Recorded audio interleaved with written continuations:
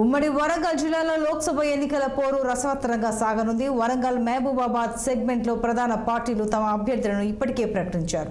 అయితే బీఆర్ఎస్ నుంచి మాలోత్ కవిత, బీజేపీ నుంచి సీతారాం నాయక్, కాంగ్రెస్ నుంచి బలరాం నాయక్ ముగ్గురు కూడా గతంలో ఎంపీ అభ్యర్థులుగా గెలుపొందారు. అయితే మహబూబాబాద్ నుంచి ముగ్గురు కూడా బలమైన నేతలు, పట్టు సాధించిన వారే కాబట్టి ఈసారి మహబూబాబాద్లో పార్లమెంట్ ఎన్నికలు హోరాహోరీగా జరగనున్నాయి. దీనిపై మరింత సమాచారం మా వరంగల్ ప్రతినిధి కృష్ణ అందిస్తారు. ఉమ్మడి వరంగల్ జిల్లా వ్యాప్తంగా 2 ఎంపీ స్థానాలు, ఒకటి వరంగల్, 2 మహబూబాద్.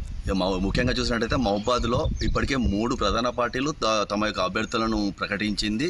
బీఆర్ఎస్ నుంచి కవిత, బీజేపీ నుంచి సీతారాం నాయక్, కాంగ్రెస్ నుంచి బలరాం నాయక్. వీళ్ళు ముగ్గురు గతంలో మహబూబాద్ నుంచి పోటీ చేసి 3 పర్యాయాలు 5 సంవత్సరాలు పాలించారు.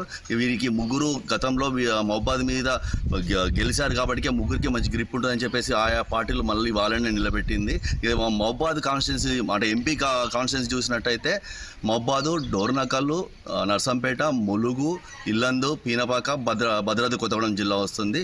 ఇదంతా టోటల్గా ఇక్కడ ఈ ప్రాంతం అంతా ఎస్టీలు ఎక్కువగా ఉంటారు. ఎస్టీలు అంటే లంబాడాలు ఉండడం వల్ల అది ఎస్టీ కాన్స్టిట్యున్సీ అయింది. ఇప్పుడు తమ యొక్క కులాలను అడ్డం పెట్టుకొని పార్టీలు కూడా ప్రచారాలు బాగానే చేస్తున్నాయి. వేచి చూడాలి జరిగే ఎన్నికల్లో ఎవరికి మహబూబాద్ సీట్ దక్కుతుందన్నది. చంద్రప్రసాద్ ప్రభాకర్తో కృష్ణ 60.